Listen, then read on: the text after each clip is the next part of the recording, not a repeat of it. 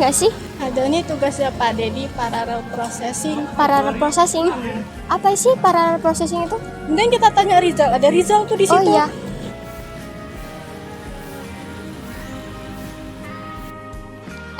Lagi pada ngapain sih? Kita lagi ngerjain tugas Pak Dedi nih tentang parallel processing. Oh iya, parallel processing itu apa sih? Nah, jadi parallel processing itu adalah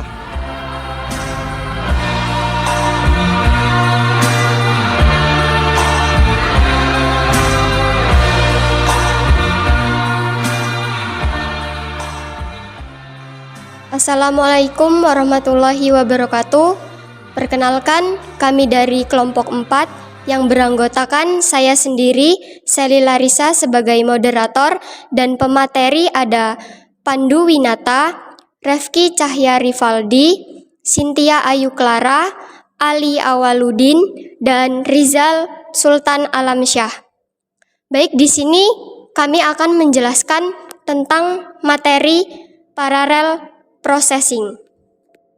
Selanjutnya saya akan menerangkan tentang materi parallel processing.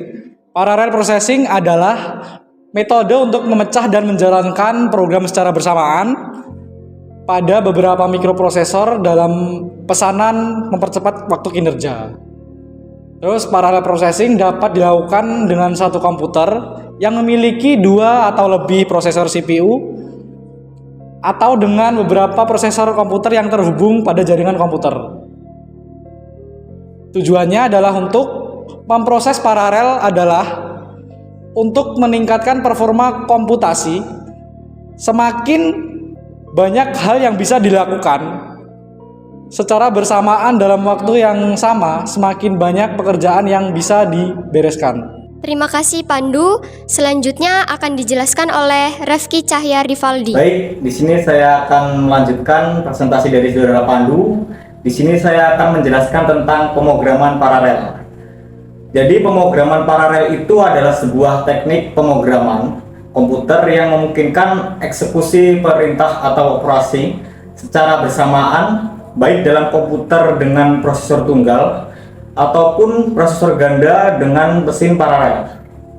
Untuk bahasa pemrograman yang digunakan pada pemrograman paralel itu ada 2. Untuk yang pertama ada MPI atau Message Passing Interface, dan yang kedua PVM, yaitu Parallel Virtual Machine.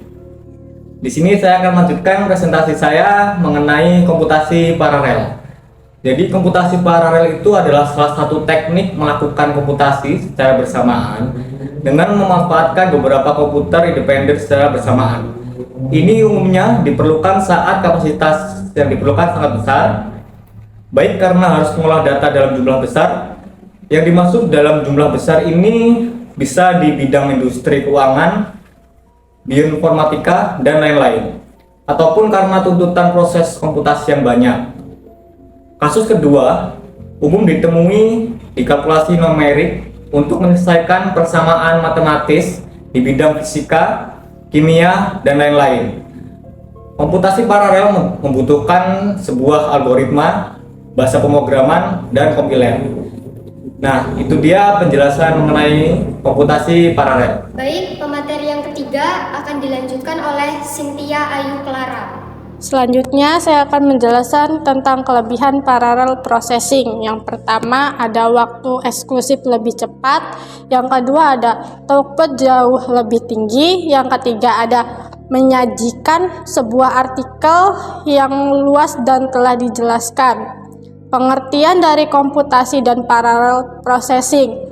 Yang keempat ada memiliki beberapa implementasi dari bidang-bidang yang berhubungan dengan komputasi.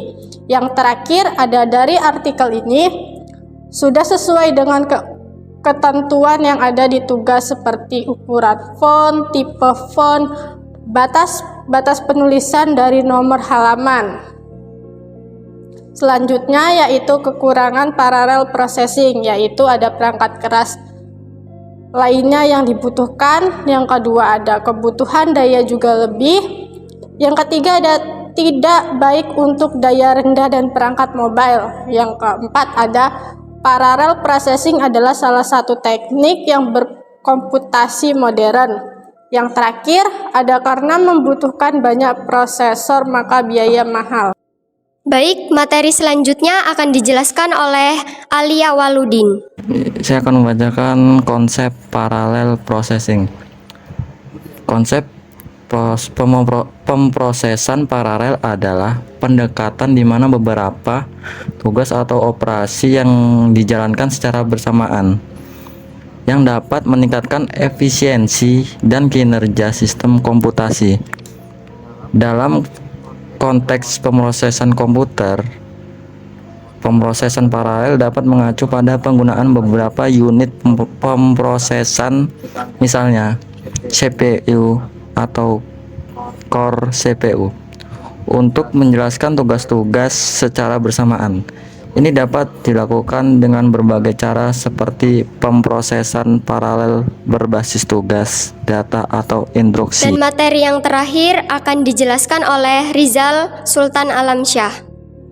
Jadi kesimpulan untuk pemrosesan paralel yaitu pemrosesan paralel bisa dan layak dilakukan pada sekumpulan komputer di jaringan sistem terdistribusi, terutama untuk aplikasi yang padat proses tetapi datanya relatif sedikit, misal bidang saintifik, kriptologi, atau untuk proses yang ujungnya terbuka, tidak ada proses lanjut, misalnya search engine.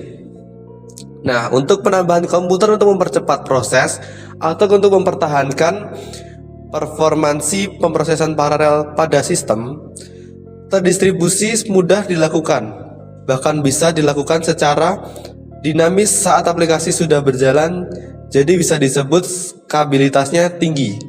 Sekian presentasi dari kelompok kami, semoga bisa dipahami dan dimengerti. Jika ada salah kata, kami mohon maaf. Kami akhiri. Wassalamualaikum warahmatullahi wabarakatuh.